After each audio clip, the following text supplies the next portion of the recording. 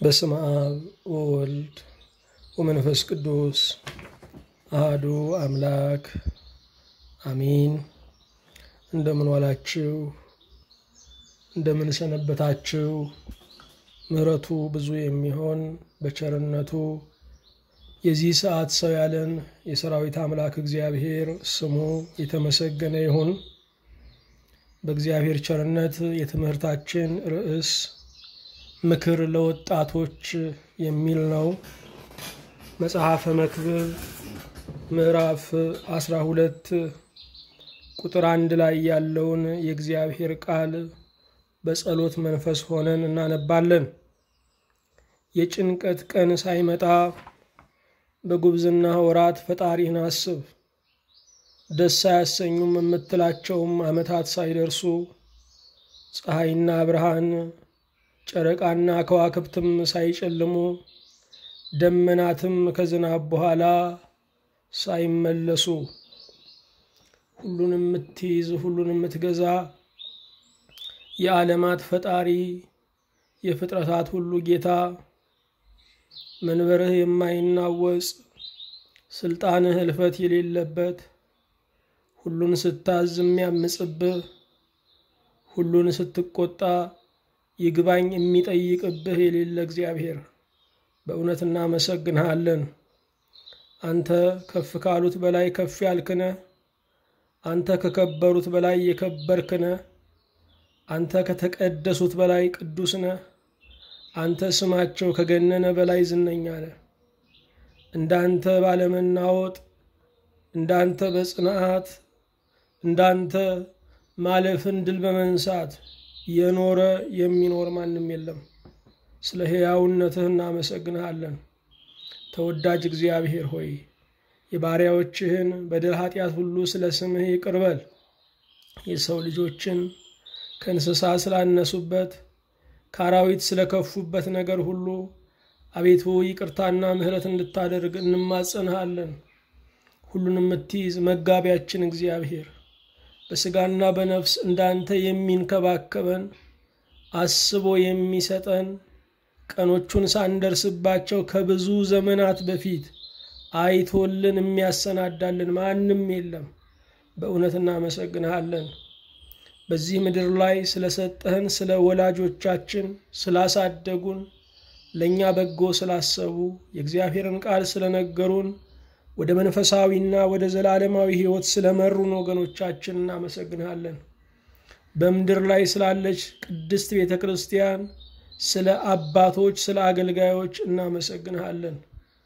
ጌታ እግዚአብሔር ምድሪቱን ስለሚመሩ ነገስታት ስለሚያስተዳድሩ ገዢዎችም እናመሰግንሃለን። የነጋውን ቀን ስላስመሸ የመሸውንም ስለምታነጋ እናመሰግንሃለን። ሁሉንም የምትይዝ ጌታ ሆይ እንደ ቸርነትህ አሁንም ጥበብን ማስተዋልን ምክርንና ትዕግስትን ለባሪያዎችህ አድለን። ቃልህን እናስተውል ዘንድ የመንፈስ መብራትን ላክልን። ለመናገርም ስልጣንና ጥበብ ስጠን። ሁሉንም የምትይዝ አምላክ እግዚአብሔር ሆይ በሰላም ጀምረን እስክንፈጽም ጥበቃህ በዙሪያችን ማዳን ምሕረት በመካከላችን ትሁንልን። ስምህን በጠራን ጊዜ ወደ መንበርህም በመጣን ጊዜ ታላቅነትህን ባነሳን ጊዜ ከአዳራሽህ በቆምን ጊዜ ከመላእክት ጋር ተቀላቅለን ምስጉን ነው የተመሰገነ ነው ብለን በተቀኘን ጊዜ እንድናስባቸው ያዘዙንን ወንዶችና ሴቶች ባሪያዎችህን አቤቱ በቸርነትህ አስባቸው። ለታመሙት ፈውስን፣ ላዘኑት መጽናናትን፣ ለተራቡት እንጀራን፣ ሰላም ላጡት ሰላምን፣ በመንገድ ለሚሄዱት ሰላማዊ ወደብን፣ በብዙ ችግር ውስጥ ለሚያልፉ ማረፍን እንድትሰጥ አቤቱ እንጠይቃለን። መሪር በሆነ በሰው አገዛዝ የተያዙትን ሁሉ በቸርነትህ ነፃ እንድታወጣልን እንማጸንሃለን። ስለ ሰማህን ከእኛም ጋር ስላለ ምስጋና ለታላቅነትህ፣ ውዳሴ ለአባትነትህ፣ ክብር ለጌትነትህ ይሁንልህ። በአንዱ ልጅ በኢየሱስ ክርስቶስ በእርሱ ያለ ክብር ጽላንተው ይገባሃል። ከእርሱ ጋራ ከመንፈስ ቅዱስም ጋራ ትክክል የሚሆን ዛሬም ዘወትርም ለዘላለሙ አሜን። የእግዚአብሔር የአምላካችን ስሙ የተመሰገነ ይሁን። በእግዚአብሔር ቸርነት የትምህርታችን ርዕስ ምክር ለወጣቶች የሚል ነው። ሀገራችን ኢትዮጵያን ስንመለከት 70% የሚሆን ወጣት ያለባት ሀገር ናት። ስለዚህ ስለ ወጣቶች ቤተክርስቲያን ማቀድ ያስፈልጋታል። ስለ ወጣቶች ቤተክርስቲያን ብዙ ተግባራትን ቀድማ ማከናወን ይገባታል። የነገ አባቶች እነኚህ ወጣቶች ናቸው። የነገ መነኮሳት እነዚህ ወጣቶች ናቸው። የነገ ሀገር መሪዎች፣ የነገ ቅዱሳን ፓትርያርኮች እነዚህ ወጣቶች ናቸው። በወጣቶች ላይ ሀብቷንና ንብረቷን የምታፈስ ቤተክርስቲያን ለነገ ዋስትና አላት። ወጣቶችን እንደ በረከቶቿ የምትቀበል ሀገር በጥቁር አለት ላይ የተመሰረተች የማትናወጥ ነገ ያላት ምድር ናት። ወጣቶች እግዚአብሔር የሰጠን በረከቶቻችን ናቸው። ወጣቶች ከመራናቸው፣ ቀናውን መንገድ ካሳየናቸው፣ በትዕግስት ካማከርናቸው ከደከምነው በላይ የሚክሱን፣ ከለፋነው በላይ የሚያጠግቡን ናቸው። ወጣቶች በብዙ ፈተና ውስጥ በብዙ የህይወት ትግል ውስጥ ያልፋሉ። የህይወት ትግል ሕፃንና ሽማግሌ፣ ወጣትና ጎልማሳን አይመርጥም። ሕፃኑ ባለማወቅ መከራውን ብቻ ይቀበላል። ለመከራው ምንም ትርጉም አይሰጥም። እንዴት እንደሚወጣም መንገዱ አይታየው። ወጣቶች ደግሞ በተለያየ ፈተናና መከራ ውስጥ ያልፋሉ። ፍጹም የመውጣት ፍላጎት አላቸው፣ አቅም ግን የላቸው። ጎልማሶች ደግሞ በፈተናና በመከራ ውስጥ ያልፋሉ። ከእውቀት አንፃር ከጉልበት አንፃር ይሞክሩና አመዛዝነው ለመተግበር አመዛዝነው ለማለፍ ይጥራሉ። ሽማግሌዎች ደግሞ በመከራና በፈተና ውስጥ ሲያልፉ ዓለም ትግል፣ ሕይወት ትግል፣ ምድር ሾህና አሜኬላ የበቀለባት የረገጧትን የምታደማ መሆኗን ተረድተው በመከራና በፈተና ውስጥ ንቃት አለ። በመከራና በፈተና ውስጥ ረድኤተ እግዚአብሔርን እናያለን። በመከራና በፈተና ውስጥ ዕውቀታችን ያድጋል። በመከራና በፈተና ውስጥ መርሳትን እንቋቋማለን፣ ንቁ ሆነን እንኖራለን ብለው መከራቸውና ፈተናቸውን እንደ በረከት እንደ ስጦታ እግዚአብሔር ለነርሱ እንዳዘጋጀው የማንቂያ ደወል እንደ እርጅና መታደሻ ይመለከቱታል፣ ያዩታል። ወጣቶች በብዙ ፈተና ውስጥ በብዙ መከራ ውስጥ ሊያልፉ ይችላሉ። ምላሻቸው ግን መንፈሳዊ እስካልሆነ ድረስ መፍትሄው ችግር እየሆነ ያስጨንቃቸዋል። ቀጣይ ዘመናቸውንም የተበላ ዕቁብ ያደርገዋል። ብዙ ወጣቶች ትንሽ ጭንቀት ሲገጥማቸው ከዛ ለመውጣት የሚወስዱት እርምጃ ከችግሩ በላይ የሆነ የመፍትሄ ችግር ይሆንባቸዋል። ብዙ ወጣቶች በሚያሳዝን ሁኔታ ውስጥ ያልፋሉ። የተለየ ነገር ገጥሟቸው የተለየ ፈተና ደርሶባቸው ሳይሆን እነዚህ ወጣቶች የሚመራቸው ስላላገኙ የሚንከራተቱ ከዋክብት ሆነው እናያቸዋለን። ወጣቶችን ማገዝ ያስፈልገናል። ወጣቶችን ማማከር ያስፈልገናል። ወጣቶችን መርዳት ያስፈልገናል። ወጣቶችን መንገድ ማሳየት ያስፈልገናል። ወጣቶችን አይዟችሁ ማለት ያሻናል። አስተሳሰባቸው ከኛ የተለየ ሊሆን ይችላል። የተለየ በመሆኑም መደሰት አለብን። ነገር ግን ቅኑን መንገድ ማስተማር፣ ለወጣቶች መጸለይ በተለይ ለኛ ለአገልጋዮች ግዳጃችን ነው። ወጣቶችን መንገድ የማንመራ ከሆነ በጭንቀታቸውም የማናረጋጋቸው ከሆነ የተተራመሰች ሀገርን እንፈጥራለን። ወጣቶች ምክር አያስፈልገንም ብለው ሊያስቡ ይችላሉ። ነገር ግን ቆም አድርገን ልንመክራቸው፣ ቆም አድርገን የሕይወት ስንቅ ልንሰጣቸው ይገባል። መንገዱ በራሱ አስተማሪ ነው። ሲጋጩ ይመለሳሉ፣ ሲወድቁ በጉልበት እንደማይኖር ይገነዘባሉ። ነገር ግን እኛ በነፃ ልናስተምራቸው ይገባል። እኛ በነፃ ካላስተማርናቸው ከስብራታቸው ይማራሉ፣ ከበሽታቸው ይማራሉ፣ ከውጣ ውረዳቸው ይማራሉ፣ ከውድቀታቸው ይማራሉ። ይሄ ደግሞ ለሀገር ኪሳራ ነው፣ ለቤተሰብ ጣር ነው፣ ለቤተ ክርስቲያንም ተጨማሪ አገልግሎት ነው። ስለዚህ ወጣቶችን መንገድ መምራት ያስፈልጋል። እያንዳንዱ ምክራችን ለወጣቶች እንደ እሬት ሊመራቸው ይችላል። ነገር ግን ምክር ማር አይደለም፣ ምክር መድኃኒት ነውና ሊመር ይችላል። እየመረረ ግን የሚያድን ነው፣ እየመረረ ግን የሚያሽር ነው፣ እየመረረ ግን የሚፈውስ ነው፣ እየመረረ ግን ጤናን የሚሰጥ ነው። እግዚአብሔር ለወጣቶች የሚሆን መልእክት አለው። የወጣትነት ዘመንን የሚሰጥ እግዚአብሔር ነው።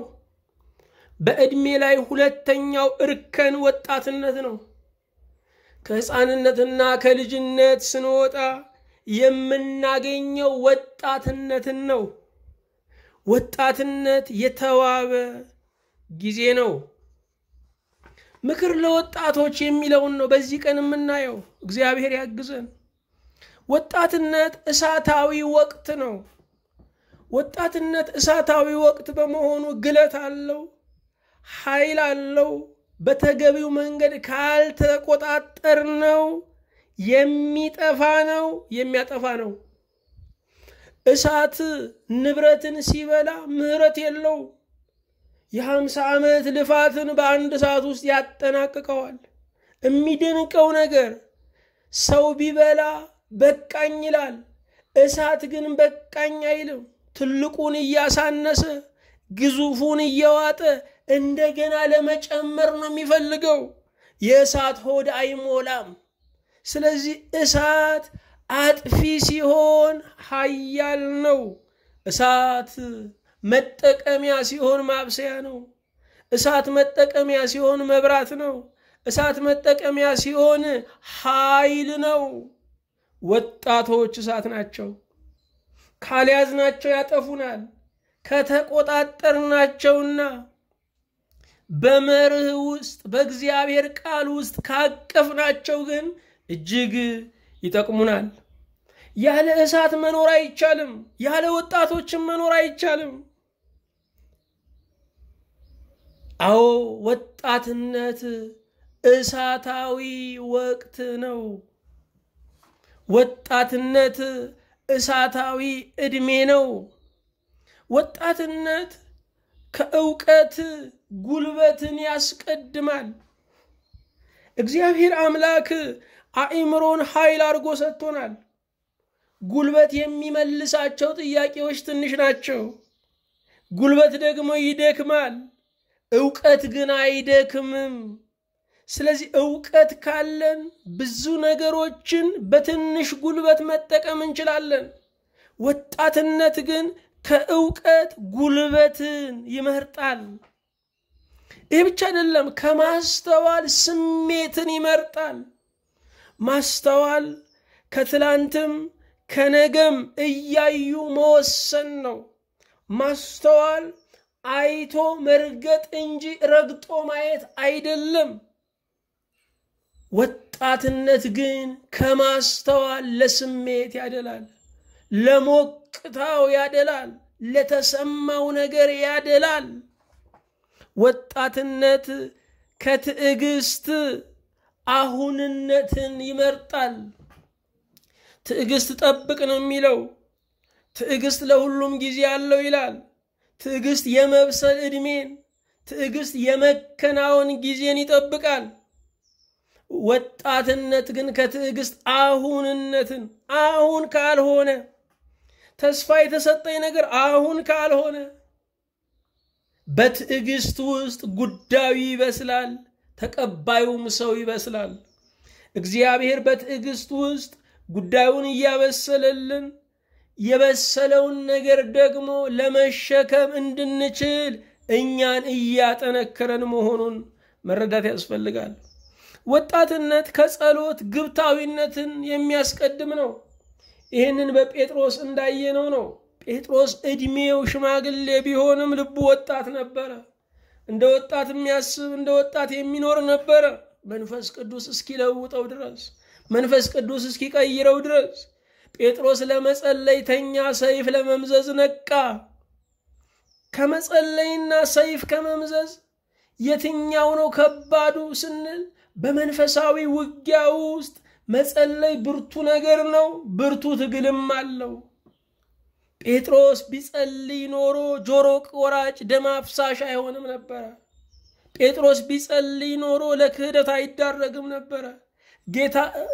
ጴጥሮስ ቢጸልይ ኖሮ ከስሜቱ ይልቅ ለመንፈሳዊነት እስከ ዛሬ ለተማረው ትምህርት መገለጫ መድረክ ማስተማሪያ ምሳሌ ይሆን ነበር። ወጣትነት ከጸሎት ግብታዊነትን የሚያስቀድም ነው። ብዙ ወጣቶች ግብታውያን ናቸው። ለመጸለይ ጊዜ የላቸውም፣ ለመጣላት ግን ጊዜ አላቸው። ወጣትነት እግዚአብሔርን ለማገልገል አጋዥ እንጂ ፈተና አይደለም። ብዙ ሰዎች ወጣት ነኝ፣ በወጣትነት እግዚአብሔርን ማገልገል በጣም ከባድ ነው፣ በወጣትነት ራስን መግዛት በጣም ከባድ ነው ይላሉ። ነገር ግን ሰው የእግዚአብሔር መንፈስ ካልተቆጣጠረው የሽማግሌ ዘማ፣ የሽማግሌ ሱሰኛ፣ የሽማግሌ ቀማኛ፣ የሽማግሌ እሳት ለኳሽ፣ የሽማግሌ ሰው አስጨራሽም ሊሆን ይችላል። ስለዚህ ወጣትነት እግዚአብሔርን ለማገልገል ካለን ምቹ ወቅት የዕድሜ አስኳል አንዱ ነው።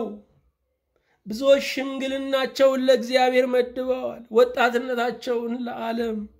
ልብ አድርጉ፣ ዕድሜን ለሰጠን ለእግዚአብሔር የዕድሜ አስኳልን መስጠት ይገባናል። ወጣትነታችን ለማን ሊሆን ነው? ሽምግልናችንን ለእግዚአብሔር የመደብ ነው።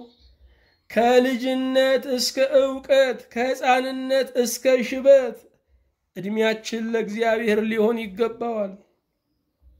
ወጣቶች ጎበዞች ተብለዋል።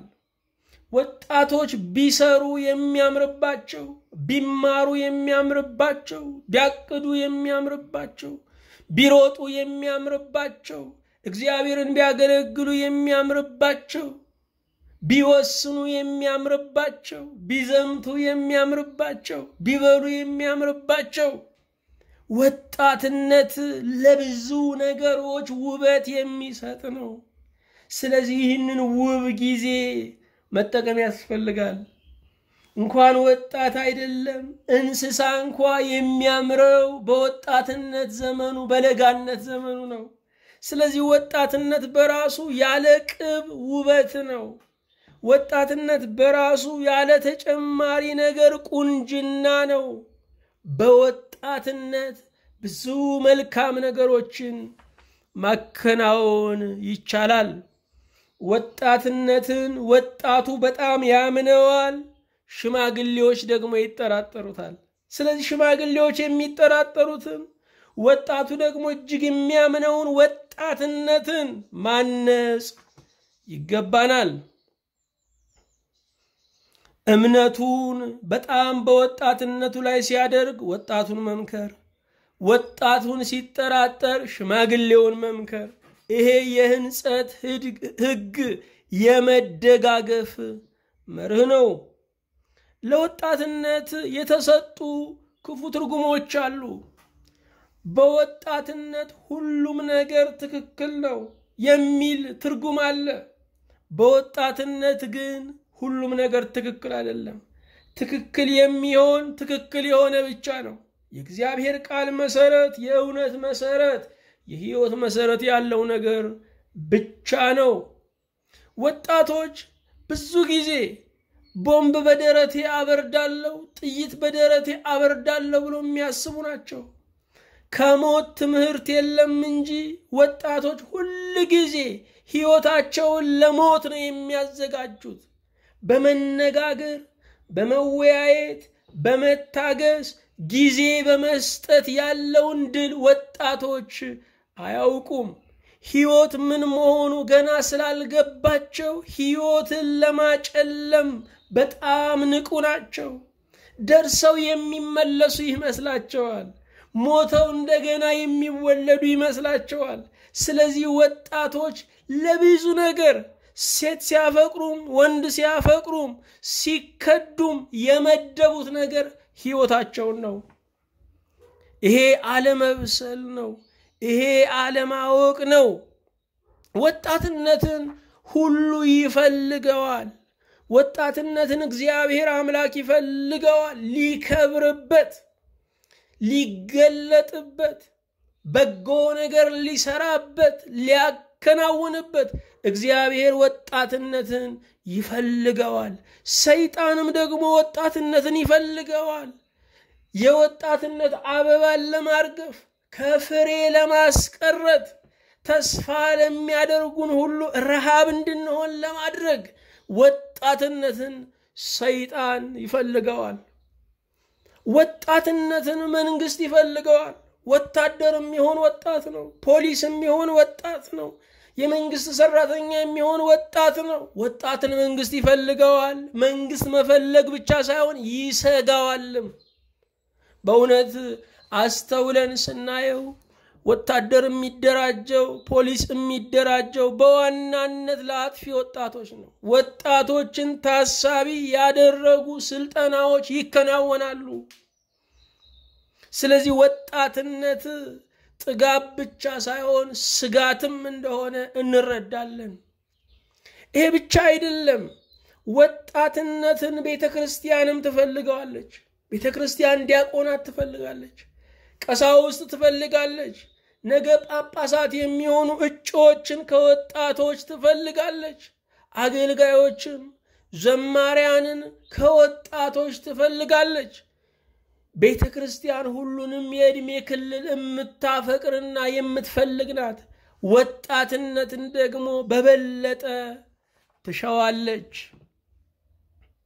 ወጣትነት ከቤተሰብ ጋር ቅራኔ ለመፍጠር ቅርብ ነው። ምክንያቱም ወጣቶች ራስን መቻል ይፈልጋሉ። በራሳቸው መቆም ይፈልጋሉ። ቁጥጥርን መጣል ይፈልጋሉ። የትገባ የተወጣ መባልን ማሸነፍ ይፈልጋሉ። ማደግን ለራሳቸው ይነግሩታል። ማደጋቸውን ለማይቀበል ቤተክርስቲያን መንገር ይፈልጋሉ። ስለዚህ ወጣቶች ወጣት ሲሆኑ እንደ ልጅነታቸው ለቤተሰብ ደስታ ላይሆኑ ይችላሉ። ልብ አድርጉ። ልጆቻችንን፣ ወጣቶቹን፣ ደቀ መዛሙርቶቹን ሌትና ቀን አፍነን በመያዝ ሌትና ቀን በመቆጣጠር በእኛ አእምሮና እኛ ባሰመርነው መንገድ ብቻ እንዲጓዙ በማድረግ በእኛ አእምሮ እንዲያስቡ በእኛ መስመር ብቻ እንዲጓዙ በመጫን ልንለውጣቸው አንችልም። አስተምረን መልቀቅ፣ አስተምረን ነፃነት መስጠት ይገባናል። ስለዚህ ወጣትነት ከቤተሰብ ጋር ቅራኔ ለመፍጠር ቅርብ ነው። ቤተሰብ አላደክም ነው የሚለው። የትላንቱን ማሙሽ ነው የሚያየው። ልጁ ደግሞ አድጌያለሁ ብሎ ማደጉን ማሳየት ነው የሚፈልገው። ስለዚህ ቤት መከራየት ይፈልጋል። ቤተሰብ ደግሞ ሳታገቢ እንዴት ቤት ትከራያለሽ? ለዱርዬነት ነው ይላል። ብዙ ንትርኮች አሉ። እነኚህም ግን የህይወት ክፍሎች ናቸው። ወላጆች ግን መንገዱን ያሳያሉ እንጂ ለልጆቻቸው እንደማይሄዱላቸው ሊገነዘቡ ይገባል። ሁሉም ሰው የራሱን መንገድ ነው የሚጓዘው። ሁሉም ሰው የራሱን ልደት ነው የተወለደው። ሁሉም ሰው የራሱን ሞት ነው የሚሞተው። ስለዚህ ሁሉም ሰው የራሱን ጉዞ ስለሚጓዝ ቤተሰብ ማስተዋል ይገባዋል። መቼስ ነው የሚታረፈው? ልጁ በልጅነት ታሰበለት፣ በወጣትነት ታሰበለት፣ ስራ ይዞ ታሰበለት፣ አግብቶ ታሰበለት። እንደገና ለልጅ ልጁ ሐሳብ ይጀምራል። በእውነት ተገቢ አይደለም። እግዚአብሔር ያላሸከመን ሸክም ነው። ይልቁንም እኛ ኢትዮጵያውያን ወላጆች ራሳቸውን ላለማረፍ አሳልፈው ሰጥተውታል። ባለማረፍ የሚዝናኑ ቢኖሩ የኢትዮጵያ ወላጆች ናቸው። ልጆቹን ልቀቋቸው፣ በሁለት እግራቸው ይቁሙ፣ እናንተ ደግሞ የራሳችሁን ኑሮ ኑሩ። ይሄ በእውነት ወላጆችን በእምነት ማነጽ፣ ለእግዚአብሔር ሰጥቶ ማረፍን ማለማመድ ቤተክርስቲያን ትልቅ ድርሻዋ ሊሆን ይገባል። ምክንያቱም ብዙ ወላጆች ጤነኛ አይደሉም። ስለ ልጃቸው የሚሰማቸው ስሜት ሁሉ ክፉ ነው። በአካል ርቆ በሐሳብ ይጠብቁታል። ስለዚህ እንደ ልጅነት ዘመኑ በአይናቸው እያዩ በጆሮአቸው እየሰሙ ቢጠብቁት ይሻሉ። ማደጉ ያስጠላቸዋል። ማደጉ ሐሳብና ጭንቀት ሆነብኝ፣ ምን ነው ባላደግ ያሰኛቸዋል። ይሄ ተገቢ አይደለም። ይሄ እግዚአብሔር ሐሳብ አይደለም። ማስተዋል ይገባል። ወጣትነት የራእይ ዘመን ነው። ወጣቶችም ጎበዞችም ራእይ ያሉ ተብሏል። ስለዚህ ወጣቶች ራእይን የሚያዳብሩበት እድሜ በመሆኑ ልናበረታታቸው ይገባል። ያላቸውን መልካም ነገር ልንነግራቸው፣ የጎደላቸውን ነገር ደግሞ ጎሏል ከማለት አብረን ልንሞላላቸው ይገባል። ወጣትነት የራእይ ዘመን ነው። ወጣቶች ራእይን መማር አለባቸው። ብዙ ወጣቶች ራእይ ምንድነው ስንላቸው መስራት፣ ማግኘት፣ ማግባት፣ መውለድ ይላሉ። ይሄ ራእይ አይደለም፣ ይሄ ስኬት ነው። ወጣቶች ራእይንና ስኬትን መለየት አለባቸው። ለዚህ ራእይ ያለው ትውልድ የሚለውን መጽሐፋችንን እንድታነቡት አበረታታችኋለሁ፣ እጋብዛችኋለሁ። በመጽሐፈ መክብብ በምዕራፍ 12 ቁጥር 1 ላይ የጭንቀት ቀን ሳይመጣ በጉብዝና ወራት ፈጣሪህን አስብ፣ ደስ አያሰኙም የምትላቸው ዓመታት ሳይደርሱ ፀሐይና ጨረቃ ከዋክብትም ሳይጨልሙ ይላል። የጭንቀት ቀን ሳይመጣ በጉብዝና ወራት በወጣትነት ዘመንህ እግዚአብሔርን አስብ። በወጣትነት ዘመንህ እግዚአብሔርን አስብ። ምክንያቱም የወጣትነት ዘመን ሁሉም ነገር ቅርብ ነው የሚመስለው። አይምሮ ንቁ ነው፣ አይን ንቁ ነው፣ ጆሮ ንቁ ነው፣ እጅና እግር ንቁ ነው። እንደዚህ እንደሆነ ግን አይቀርም። የምንጓዘው ወደ መድከም እንጂ ወደ መበርታት አይደለም። ስለዚህ ደስ የማያሰኙ ወራቶች ይመጣሉ። አይን ያለ ጉቦ ያለ መነጽር የማያይበት ጊዜ ይመጣል። ጆሮ ለመስማት እንደገና ተጨማሪ ነገር ይፈልጋል። አይምሮ አሁን የያዘውን አሁን መርሳት መልቀቅ ይጀምራል። እጅ መንቀጥቀጥ፣ እግር መርገብገብ ይጀምራል። ስለዚህ ደስ የማያሰኙ ወራቶች ይመጣሉ። ሰው አይኑ ሲከዳው ያዝናል፣ ጆሮ ሲከዳው ያዝናል፣ ልቡ ሲከዳው ያዝናል፣ እጅ እግሩ ሲከዳው ያዝናል። ደስ የማያሰኙ ወራቶች ይመጣሉ። እነኛ ወራቶች ሳይመጡ የጭንቀት ቀን ሳይመጣ ፈጣሪን ማሰብ ይገባል። ፀሐይና ጨረቃ ከዋክብት ሳይጨልሙ ይላል። ፀሐይ የተባለ አባት ነው። ጨረቃ የተባለች እናት ነች። ከዋክብት የተባሉ ደግሞ ወንድምና እህቶች ናቸው። በወጣትነት ዘመን ላይ እነኚህ ሁሉ አሉ። እናት ትኖራለች፣ አባት ይኖራል፣ ብዙ ጊዜ ማለቴ ነው ወንድምና እህቶች ይኖራሉ። እነኚህ ሳይጨልሙ በሞት ሳያልፉ ሳይርቁ የራሳቸው ኑሮ ሳይገቡ ዓለም በቃኝ ሳይሉ በወጣትነት ዘመን መጠቀም ይገባል። እግዚአብሔርን ማሰብ ይገባል። እግዚአብሔርን ስናስብ ዋጋዎቻችንን በዙሪያችን ያሉትን በረከቶች ማየት እንጀምራለን። ወጣትነት እንዴት መመከር ይገባዋል? ምክር ለወጣቶች ስንል ምን ይመከሩ? የተወሰኑ ነጥቦችን እንደ እግዚአብሔር ፈቃድ እናያለን። 20 የሚጠጉ ነጥቦችን ለማየት እንሞክራለን። የመጀመሪያው ምክር ለወጣቶች ከገንዘብ ይልቅ ዕውቀትን አስቡ። ከገንዘብ ይልቅ ዕውቀትን አስቡ። ገንዘብ ማረፊያው መቀመጫው የት ነው? ቦርሳ ነው? ኪስ ነው? ባንክ ቤት ነው? ገንዘብ ከአካላችን በላይ የሚቀመጥ ከአካላችን ውጭ የሚቀመጥ ሀብት ነው። ዕውቀት ግን በጭንቅላታችን የሚቀመጥ ሀብት ነው። ስለዚህ ወጣቶች ከገንዘብ ይልቅ ለዕውቀት ዋጋ መስጠት ይገባቸዋል። የመማር ዓላማው ወይም የመኖር ዓላማው ገንዘብ ለመሰብሰብ አይደለም። የመኖር ዓላማው ለማወቅ፣ ለመገንዘብ፣ ተጠያቂ ሰው ለመሆንም ነው። ስለዚህ ወጣቶች ከገንዘብ ይልቅ ዕውቀትን ሊያስቡ ይገባል። በዚህ ዘመን ወጣቶች ባለጠጋ ስለመሆን ብቻ ነው የሚያስቡት። አዋቂ ስለመሆን፣ ትውልድን ስለማገልገል፣ ሀገርን ስለመጥቀም አያስቡም። ገንዘባቸው ሁሉን ነገር የሚያቀርብላቸው ይመስላቸዋል። በገንዘባቸው ምሁር የሚገዙ፣ በገንዘባቸው ሐኪም የሚገዙ፣ በገንዘባቸው ፍትህ የሚገዙ ይመስላቸዋል። ነገር ግን ይህ አስተሳሰብ ተገቢ አይደለም። ክብር ያለው ህይወት መኖር ይገባናል። ክብር ያለው ህይወት ደግሞ ከገንዘብ ባሻገር የተቀመጠ ነው። ገንዘብ የሚያስገኝልን ጥቅማ ጥቅሞች እውነተኛ አመጣጥ ያላቸው አይደሉም። በገንዘባችን ሰራተኛ ልንቀጥር እንችላለን፣ እውነተኛ ወዳጃችን ነው ማለት ግን አይደለም። ስለዚህ ስንለቅ ብቻ ይሰጡናል፣ ስናቆም ይቆማል። ዕውቀት ግን እርካታ ይሰጣል። አእምሮአችን ለዕውቀት ስለተፈጠረ ያለ ዕውቀት ከሆነ እየዛገ ይመጣል። መኪና ለመሄድ ስለተሰራ ካልሄደ እንደሚበላሽ፣ አእምሮ ለማወቅ ስለተሰራ ዕውቀትን ካልጨመርንበት ወደ መርሳት በሽታም እየሄድን እንመጣለን።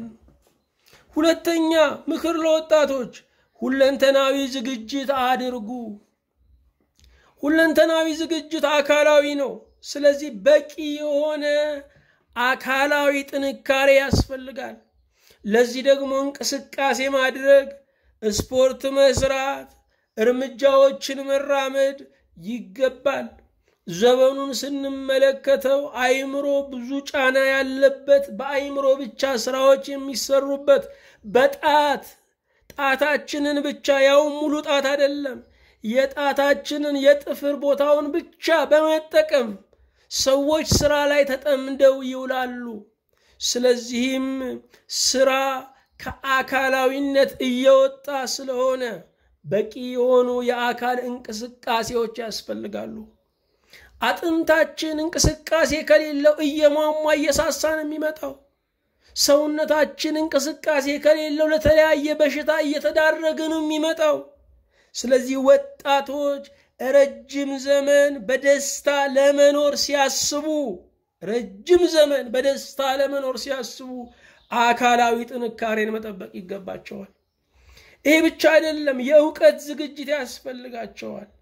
ይሄ ብቻ አይደለም፣ የኢኮኖሚ ዝግጅት ያስፈልጋቸዋል። መንፈሳዊ የሆነ ዝግጅትም ያስፈልጋቸዋል። ሁለንተናዊ እድገት ያስፈልጋል። ወጣቶች ከምንም በላይ ጥበብ ያስፈልጋቸዋል። ጥበብ ለንግግር፣ ጥበብ ለአገልግሎት፣ ጥበብ ከሰዎች ጋር ላለን ግንኙነት፣ ጥበብ በቤተ ክርስቲያን ለመኖር፣ ጥበብ ከመንግስታት ጋር ለመመላለስ እጅግ አስፈላጊ ነገር ነው። ጥበብ ማለት የህይወት ቁልፍ ነው። ቁልፉ ከተገኘ በቀላሉ ከፍቶ መግባት ይቻላል። ቁልፉ ከጠፋ ግን በር መደብደብ፣ መስበር ይመጣል። አዎ ሁለንተናዊ ዝግጅት አድርጉ ወጣቶች። ሶስተኛ ከሚበልጧችሁ ጋር ዋሉ። እናንተን ከሚመስሉ ሰዎች ጋር ወይም ወጣቶች ጋር መዋል መልካም ነው። ነገር ግን የተለየ ዕውቀት አታገኙ። እናንተን የሚመስሉ ከናንተ ጋር የሚውሉ የምታውቁትን ነው የሚያውቁት። የተለየ የህይወት አቅጣጫ የሚያሳዩአችሁን፣ በስህተታችሁ አቧቦ የማይሏችሁን የሚበልጧችሁን ምረጡ። ከሚያመሰግኗችሁ ለአሁን ዕድሜያችሁ የሚገስጿችሁ ይሻሏችኋል። በሌላው ዓለም ላይ አንዳንድ ተቋማት ተቹን ብለው የተለያዩ ድርጅቶችን ወደ መስሪያ ቤታቸው ያስገባሉ። የሂሳብ አያያዛቸውን፣ ያስተዳደራቸውን፣ የንብረት አጠቃቀማቸውን፣ የንብረት አወጋገዳቸውን በሙሉ አጥንተው ትችት ብቻ ሰጥተው የሚሄዱ ብዙ የሚከፈላቸው የትችት ድርጅቶች አሉ። በነፃ የሚገስጹ ራሳችንን የሚያሳዩ ግን አይገኙም። ስለዚህ ልንጠቀምባቸው ይገባል። አራተኛ ሕይወትን አሁን እንፈጽማለን ብላችሁ አታስቡ። አሁን ዝግ ስለመዝጋት ነው ብዙ ወጣቶች የሚያስቡት። እሺ አሁን ተዘጋ፣ ነገ ምን ሊኖር ነው? የሕይወት መንገድ ረጅም ነው። ሁሉን በአንዴ ለማየት አትፈልጉ። ዛሬ እድል ካገኛችሁ ዓለምን በሙሉ ለመዞር የምትችሉ ከሆነ እሺ አትበሉ። በዚህ ዓመት አንድ አገር እዩ፣ በሚቀጥለው ዓመት ሌላ አገር እዩ። በ40 ዓመታችሁ፣ በ60 ዓመታችሁ፣ በ80 ዓመታችሁ እያላችሁ ዓለምን መዞር ይገባችኋል። ሁሉን ካያችሁ የምትኖሩበት ምክንያት ያልቃል። ስለዚህ ሕይወትን አሁን እፈጽማለሁ አትበሉ። ሕይወት የ100 ሜትር ሩጫ አይደለችም፣ ከ1000 ኪሎ ሜትር በላይ ነች። ስለዚህ እያረፍን መጓዝ ይገባል። ሁሉን ነገር ዛሬ አትጨርሱት። ለነገ እንዲሆን አርጋችሁም ጉድለትን አስቀምጡ። አምስተኛ ዓላማና ዕቅዳችሁን አስቀምጡ። ዓላማችሁ ምንድነው? ከፍ አርጋችሁ የምታዩትና የምታሳዩት ነገር ምንድነው? የሕይወታችሁ ትልቅ ነገርና ደርስበታለሁ የምትሉት ከፍታ ምንድነው? ዓላማችሁን እወቁ። ዓላማችሁን ካወቃችሁ በኋላ ዕቅዳችሁን አውጡ። በዚህ ጊዜ እዚህ ጋር ደርሳለሁ በሉ። አቅዳችሁ ካሳካችሁ እግዚአብሔር ረድቷችኋል። አቅዳችሁ ካላሳካችሁ ሰው መሆናችሁ ታውቋል። ነገር ግን ሁል ጊዜ አቅዱ። ስድስተኛ ሰላማዊ እንቅስቃሴዎችን ምረጡ። በቤተሰቡ ውስጥ በመግባባት ብቻ ለመፍታት ሞክሩ።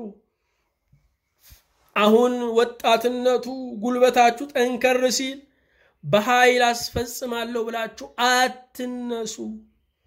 በኃይል ስትነሱ በሚበልጥ ኃይል የሚገጥማችሁ አካል ታገኛላችሁ። ስለዚህም መንገዱ ቀላል እንዲሆንላችሁ የኃይል መንገድ አትጠቀሙ። በቤተ ክርስቲያን የኃይል መንገድ አትጠቀሙ። ብዙ ወጣቶች በቤተ ክርስቲያን ሰልፍ በመውጣት በመጮ ጉባኤ በመረበሽ ጳጳስና ካህንን አልፈልግም በማለት ፍላጎታቸውን ለመግለጽ ይሞክራሉ። እንዳየነው ግን አሸናፊዎቹ ቦታውን የያዙት ሰዎች ናቸው። እነኚህ ወጣቶች ደክሟቸው ይቀመጣሉ።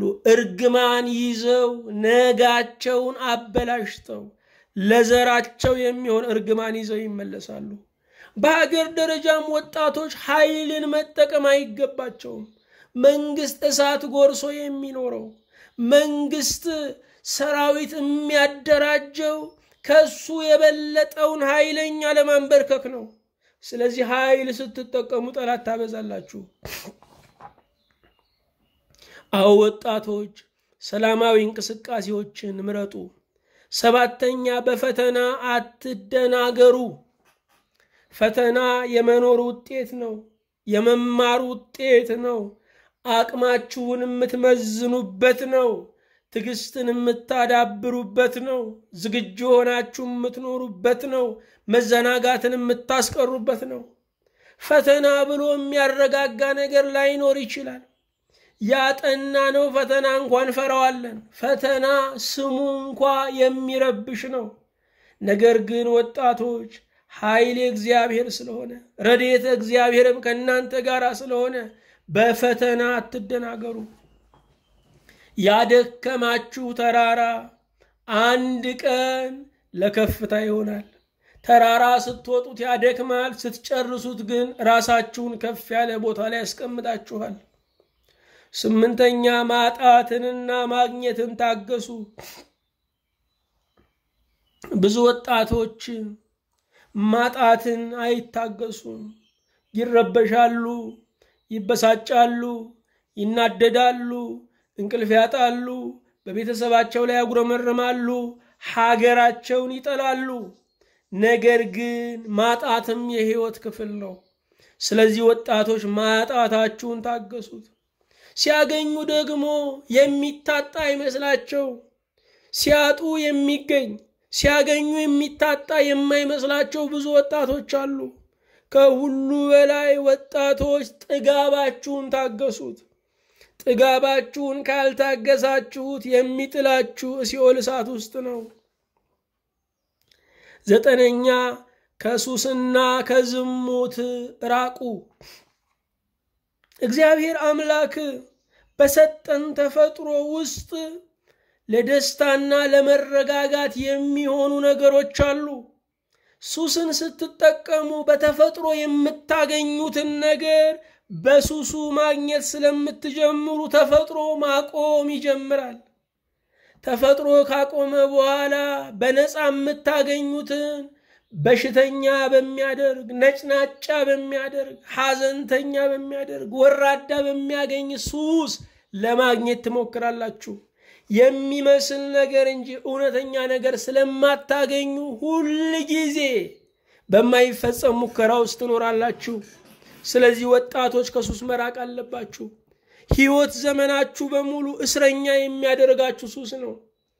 በ40 በ50 በ60 ዓመት ሱሰኛ ሰዎችን ስናይ በወጣትነት የጀመሩ ናቸው። ስለዚህ ወጣቶች ሱስን ማራቅ ይገባቸዋል። ስንቱ ጥርሱ ተበላሽቷል በሱስ፣ ስንቱ በድዱ ሳይቀር አሁንም እዛ ሱስ ላይ ነው የሚኖረው። ሱስ እየጠላችሁትም የሚገዛችሁ ነው። ዛሬ መተው ትችላላችሁ፣ ነገ ላይ ግን መተው ያቅታችኋል።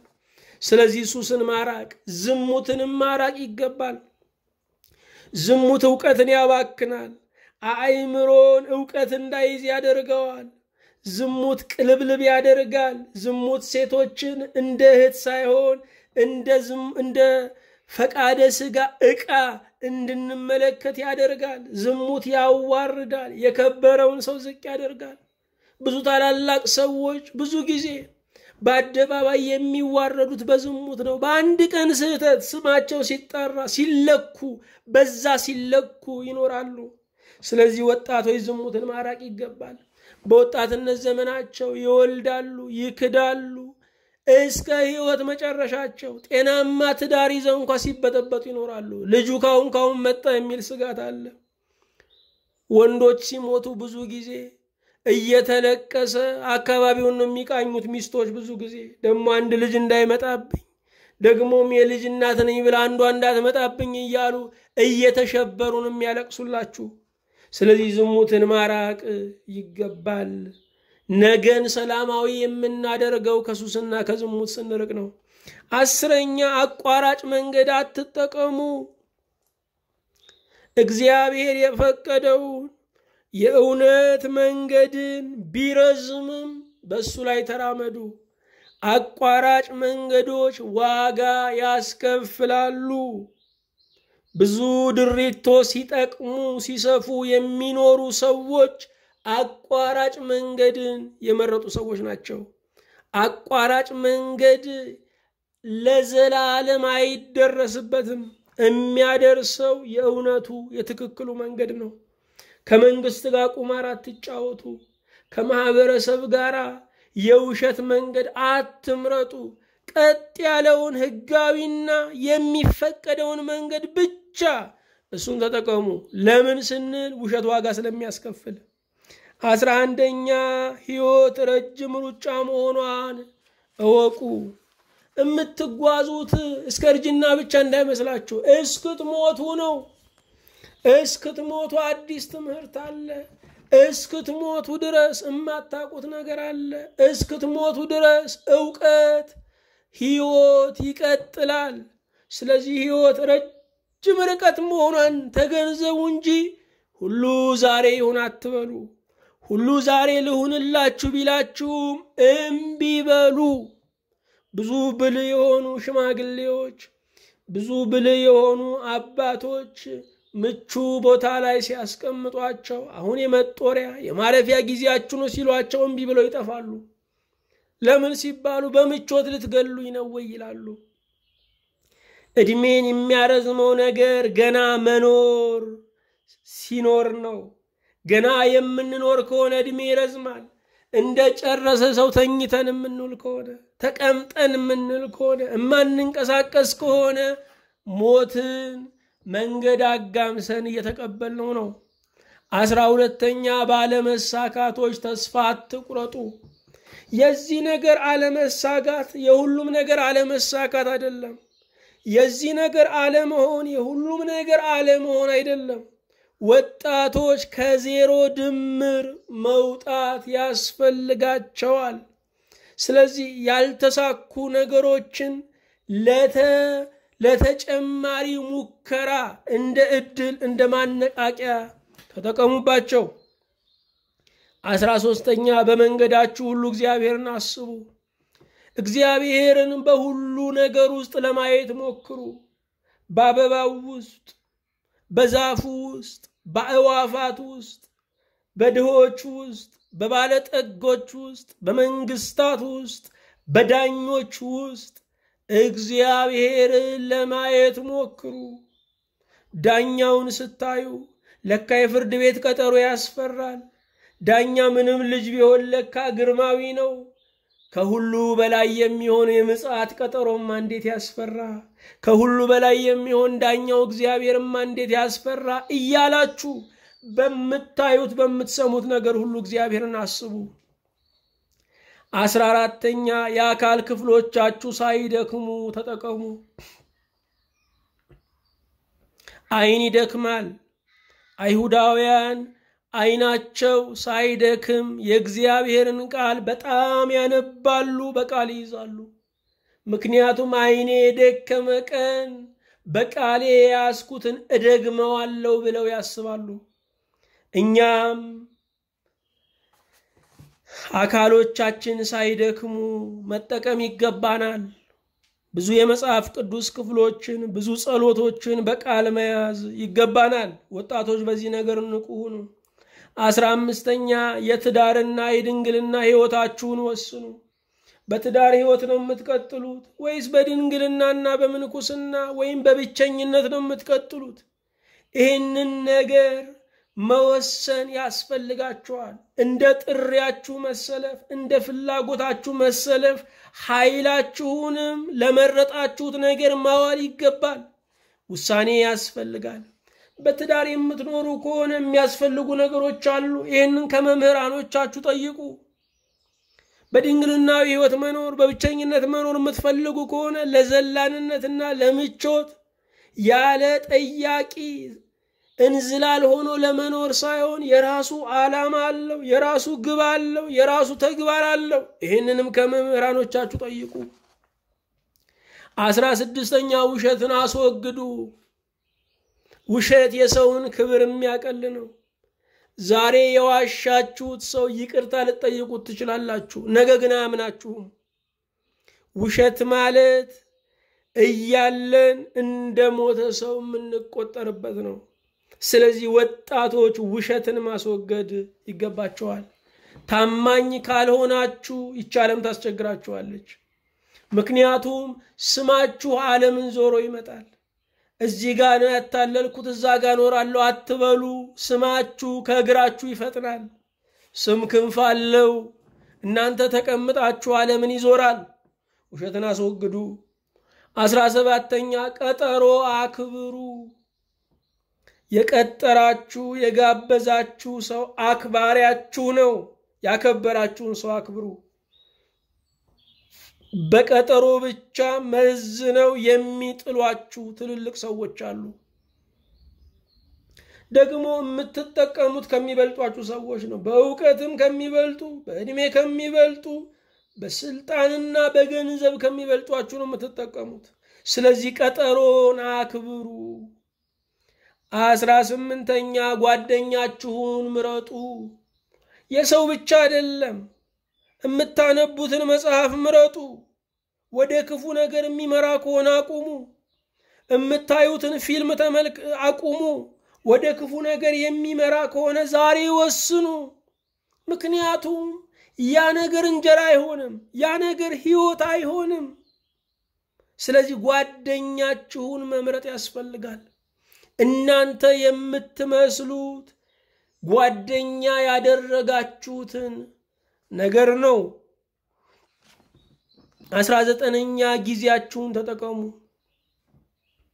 እግዚአብሔር የሰጣችሁን ዕድሜ፣ እግዚአብሔር የሰጣችሁን ጉብዝና፣ እግዚአብሔር የሰጣችሁን ንቃተ ሕሊና፣ እግዚአብሔር የሰጣችሁን ተናግሮ መደመጥ፣ እግዚአብሔር የሰጣችሁን ታጥቦ መዋብ፣ እግዚአብሔር የሰጣችሁን ሮጦ መድረስ፣ ይሄንን ተጠቀሙበት።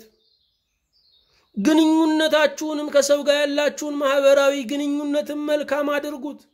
ሰው የምትፈልጉ፣ ሰው የምትጠይቁ፣ ለወዳጆቻችሁ እንክብካቤ የምታደርጉ፣ ለፍቅር ዋጋ የምትሰጡ መሆን አለባችሁ። አለበዚያ ዛሬ ያልዘራችሁትን ነገ ለማጨድ መሞከር፣ ያላስቀመጣችሁበት ባንክ ቤት ፈርማችሁ ገንዘብ እንደመጠየቅ ነው። ይሄ ወንጀልም ነው፣ ያስጠይቃልም። 20ኛ ታላላቆቻችሁን አክብሩ። በአንድ ቀን የሚበልጣችሁን፣ እንደገና በእውቀት የሚበልጣችሁን፣ በስልጣን የሚበልጣችሁን፣ በልምድ የሚበልጣችሁን፣ በማመን የቀደማችሁን አክብሩ። ወጣቶች የሚባረኩት ታላላቆቻቸውን ሲያከብሩ ነው። ታላላቆቻቸውን የሚያከብሩ ወጣቶች ታላቅ ይሆናሉ። እምታደንቋቸው ትልልቅ ሰዎች፣ የናንተ ጀግኖች፣ የኔ ጀግኖች የምትሏቸው ካሉ እነርሱን ለመሆን መነሻው እነሱን መምሰል ነው። አለባበሳችሁ እንደነሱ፣ አነጋገራችሁ እንደነሱ፣ ውሳኔ አሰጣጣችሁ እንደነሱ፣ ማህበራዊ ግንኙነታችሁ እንደነሱ አድርጋችሁ ጀምሩት፣ ትደርሳላችሁ። ክብር ምስጋና ላስተማረን እግዚአብሔር፣ ለወጣትነት ግድ ለሚለው፣ ወጣትነትን ለሚባርከው፣ አበባን ወደ ፍሬ ለሚለውጠው ለሰማይ አምላክ ለእግዚአብሔር ይሁን። ሁሉንም የምትይዝ ሁሉንም የምትገዛ የጌታችን የመድኃኒታችን የኢየሱስ ክርስቶስ አባት እግዚአብሔር ሆይ እናመሰግናለን። በቸርነት በምህረት በይቅርታ ብዛት የዚህ ቀን ሰው ስላልከን ተመስገን። ምክርህ ካንተ ነው፣ የማያልቅ ጥበብም ካንተ ነው። የተወደድክ ጌታ እግዚአብሔር ሆይ የወጣቶችን ሕይወታቸውን አንተ አሳምረው፣ መንገዳቸውን አንተ ቀና አድርገው። ብዙ ወጣቶች ተስፋ በመቁረጥ በሐዘን ይኖራሉ። ከመንግስታት ተጽዕኖ፣ ከባለጠጎች ራስ ወዳድነት፣ ከቤተሰብም ደግሞ ያሉበትን ሁኔታ አለመረዳት የተነሳ፣ ከቤተ ክርስቲያንም ችላ ማለት የተነሳ ብዙ ወጣቶች የሞት ጥላ ጥልቶባቸዋል። እባክህ ሕዝብህን አድን፣ ርስትህን ባርክ፣ ጠብቃቸው፣ እስከ ዘላለሙም ከፍ ከፍ አድርጋቸው። የወጣቶቻችንን ደስታ መዳር መኳላቸውን፣ ማገልገል መሮጣቸውን፣ ባለ ራእይ መሆናቸውን፣ ለወገን መድረሳቸውን እናይ ዘንድ ፍቀድልን። በአንድ ልጅ በኢየሱስ ክርስቶስ በእርሱ ያለ ክብር ጽን ላንተ ይገባሃል። ከእርሱ ጋራ ከመንፈስ ቅዱስም ጋራ ትክክልም ይሆን ዛሬም ዘወትርም ለዘላለሙ አሜን።